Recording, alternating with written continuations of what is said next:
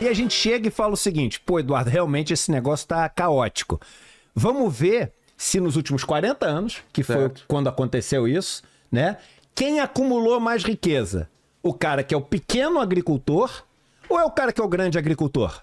Qual dos dois acumulou mais riqueza? Imagino que seja o grande. O grande agricultor. Certa resposta. Certo. Então vamos lá. Então quem conseguiu cacifar mais candidaturas para colocar mais representantes em Brasília? O pequeno agricultor ou o grande agricultor ao longo desses 40 anos? O grande para manter até o privilégio dele Isso. E as leis ao longo dos últimos 40 anos beneficiou quem fez isso aí no mapa ou beneficiou o cara que era o dono do lugar pequeno ali que plantava para botar na nossa mesa? Então. E aí o que vai acontecer nos próximos 40 anos? As leis hoje são mais atrativas e benéficas para esses caras do que eram há 40 anos atrás ou mais difíceis? Mas atrativos, eles são os caras que estão dominando.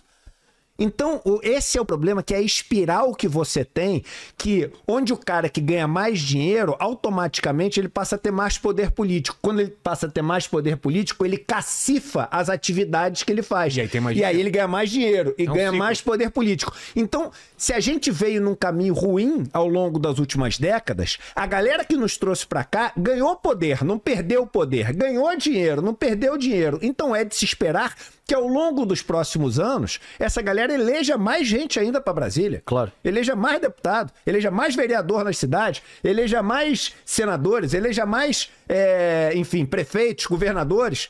Então, é por isso que é difícil ficar otimista, entendeu? E olha que parada louca. Toda vez que eu venho aqui, eu falo contigo de pensamento crítico como instrumento para fomentar a emancipação popular. São essas duas coisas, pensamento crítico e emancipação popular. Tá. Isso que o Edu tá fazendo é pensamento crítico.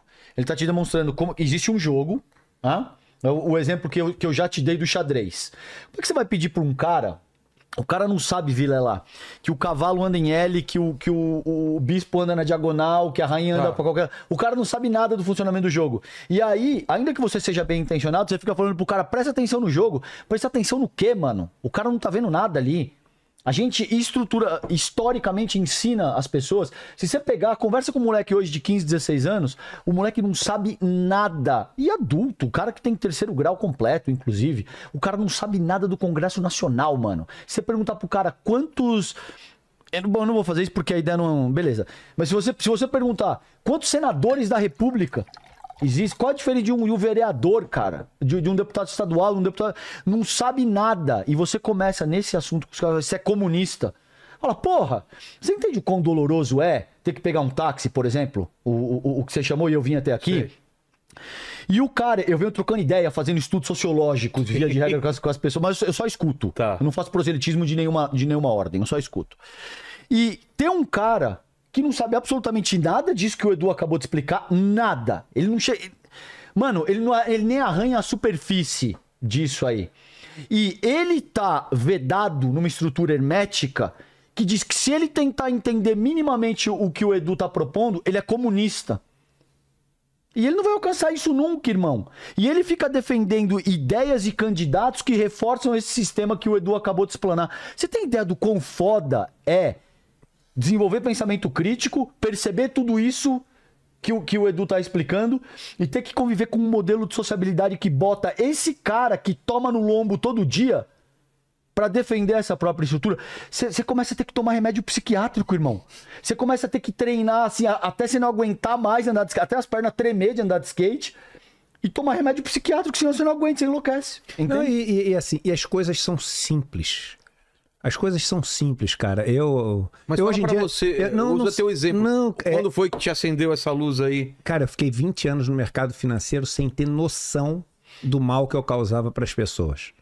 Não tinha, porque você tá ali absorto naquela atividade, quer ganhar mais dinheiro, você quer ser melhor que o cara do lado, tu quer, chegar e provar pra tua família que tu deu certo, e tu quer comprar o carro que vai tirar uma onda e não sei o que, etc. E tu nunca se perguntou, por isso que é o pensamento crítico, tu nunca se perguntou o seguinte, mas calma aí, isso que eu faço aqui é show de Truman, sacou? É o mundo inteiro em função disso, ou isso aqui tem impacto na vida das pessoas?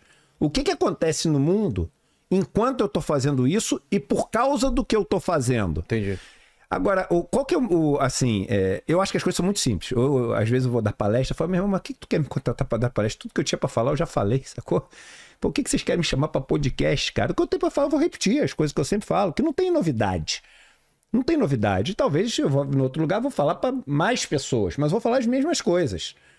E assim, eu olho e falo assim, porra, cara, esses caras são muito habilidosos e tem muito dinheiro para fazer vingar a versão deles. Então, por exemplo, você estava falando do Pablo Marçal. O Pablo Marçal, ele agora, o programa dele é que ele vai botar teleférico em São Paulo. E prédio de 1 quilômetro. Isso. E teleférico em São Paulo, mas olha só que... E prédio de 1 quilômetro. Tem prédio de 1 quilômetro? Tem prédio de 1 quilômetro. Então, e o teleférico em São Paulo, e é uma coisa que, pô, é bacana, é um factoide, as pessoas, cara, que bacana. E ele dá como exemplo La Paz, né? Ele fala, não, porque em La Paz tem, pô, teleférico e etc. Aí, quem já foi a La Paz sabe que, primeiro, topograficamente falando, La Paz tem nada a ver com São Paulo. Mas aí, esquece a parte topográfica e etc. Eu peguei, vindo pra cá, me deu curiosidade. Eu vi o seguinte, qual que é o exemplo onde o teleférico é utilizado depois de anos e anos investindo e fazendo um monte de teleférico e etc. É um exemplo bem sucedido, tá? Onde? Mais utilizado no mundo, lá em La Paz. Quantas pessoas são transportadas no lugar que é mais assim, utilizado do mundo, que é lá, por dia de teleférico? 200 mil. Quantas pessoas usam o transporte, só o ônibus, em São Paulo por dia? Você sabe? Milhões, mas não sei. 10 milhões. Então a gente está falando Eu não sabia. que no lugar do mundo onde mais se usa isso, e depois de desenvolver durante décadas, que tem uma vantagem eles usam para isso. 2% do que usa a cidade de São Paulo. Em outras palavras, quem ouve isso fala assim, não, então é óbvio que não adianta porra nenhuma botar um teleférico em São Paulo. É tão simples quanto isso. Você fala o seguinte, eu precisaria, né, se eu quisesse pegar e amenizar o negócio, então eu tenho que ter pelo menos 10% da população para poder aliviar um pouco o trânsito. Porque imagina o seguinte, se não for nem 10%, não vai aliviar nada o trânsito das pessoas. Aí você fala o seguinte, eu tenho que ter 5 vezes mais do que o país que mais tem no mundo. Não vai ter. Mas por isso que eu tô falando, aí a gente fala um negócio aqui do que não paga imposto. Caramba, você falou, caramba, mas é mega simples, não tem o menor sentido esse negócio. Então as coisas são simples, cara. Mas é por isso que a comunicação. Mas ela você deu é tão o exemplo importante. do teleférico, por quê? Porque essa história. Para mostrar que é uma história que se a gente chega e fala, se a gente tem assim alcance e fala o seguinte, olha só, isso que o Pablo Marçal tá falando, no lugar do mundo que ele tá dando de exemplo, eles transportam 2% do que tem da população inteira em São Paulo. Então é o seguinte, não existe matematicamente, não existe em termos de viabilidade, não existe de nenhuma maneira como imaginar que esse negócio em São Paulo vai fazer qualquer diferença. Tá vendendo fumaça, esse cara é um bosta, esse cara tá vendendo uma coisa que das duas uma, ou ele é um 71 e tá querendo enganar todo mundo, ou o cara é burro e nunca fez esse dever de casa. Ou, na pior das hipóteses, é os dois. É um burro, um 71. Mas é simples, você não precisa chegar pro cara e falar assim, olha só, mas realmente esse tipo de transporte ele vai contra a cultura brasileira, porque existe uma questão sociológica no Brasil que as pessoas estão acostumadas. Não tem nada disso. Você não precisa complicar. É viabilidade prática. É só chegar e falar o seguinte, olha só, São Paulo, 10 milhões de pessoas usam o ônibus, esse teleférico, no lugar do mundo que mais transporta 200 mil por dia. Esquece, esse aqui tá cortado fora, vamos pro próximo. As coisas são simples. O mercado financeiro é simples, entendeu? As necessidades das pessoas são simples. É complicado mexer as estruturas que você precisa para conseguir oferecer saneamento básico. É só ver o que aconteceu com a Sabesp agora. Aliás, outra coisa simples, para a gente explicar para as pessoas. Vamos lá, essa tu vai gostar. Tu que gostou do negócio do imposto, tu vai gostar também. Como é que foi feito esse negócio da Sabesp em São Paulo? Tá. Eles pegaram a empresa de saneamento do Estado, que por acaso é uma das melhores estatais do Brasil em termos de entrega de serviços, de qualidade, avaliação e etc. Venderam essa empresa, o controle dessa empresa. Não venderam a empresa inteira, mas quem vai tomar as decisões nessa empresa agora é uma empresa que, primeiro, não entende nada de saneamento. Que entrou 2 anos atrás no saneamento. É uma empresa de energia. E que, aliás, as empresas que ela toca de energia tem reclamação no Brasil inteiro, mas não tem nada de saneamento. Aí ela pegou e comprou a Sabesp. Comprou a Sabesp, só que ela não vai bancar essa água mais barata que o governo do estado falou que a gente ia ter, porque ele disse que a gente ia ter uma água mais barata. Quem vai bancar a água mais barata no começo, porque depois vai ficar mais cara, é o governo do estado que vai pegar um pedaço do dinheiro que ele recebeu pela Sabesp e vai dar a mais ainda para a empresa para ela poder vender a gente mais barato. Pode olhar no contrato.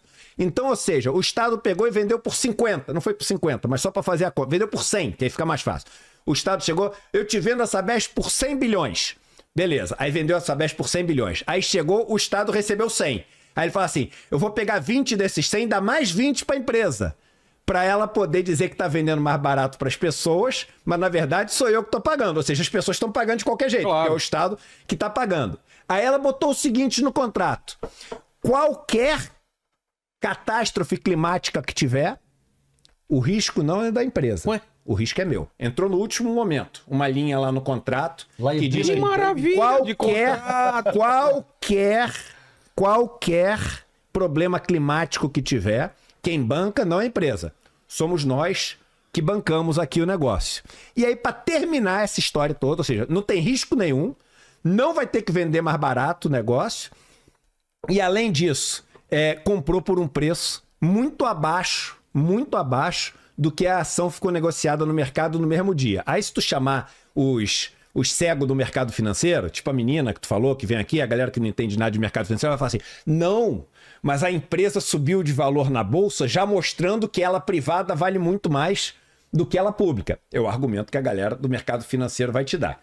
Em primeiro lugar, o seguinte, ela vale mais porque quando você torna uma empresa privada, ela passa a ter um objetivo só.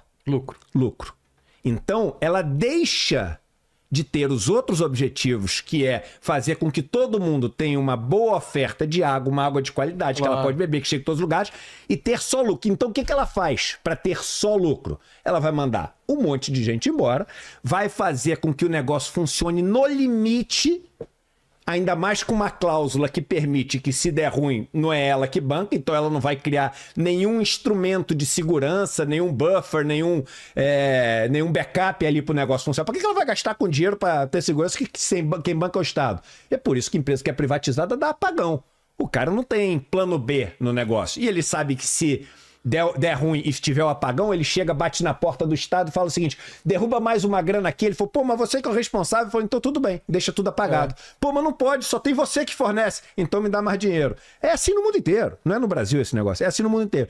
E pior de tudo isso, as ações que foram vendidas pela Sabesp, elas foram vendidas e a galera botou uma ordem de quanto queria comprar de ação, né? Então, você botou que queria comprar 100 mil, você botou que queria comprar 50 mil, etc. Saiu o negócio, a ação foi negociada a 85 quase reais, só que ela foi vendida a 67. Então, tinha um lucro imediato. Só que elas não foram distribuídas. Elas foram distribuídas depois que já se sabia que a ação estava valendo 85.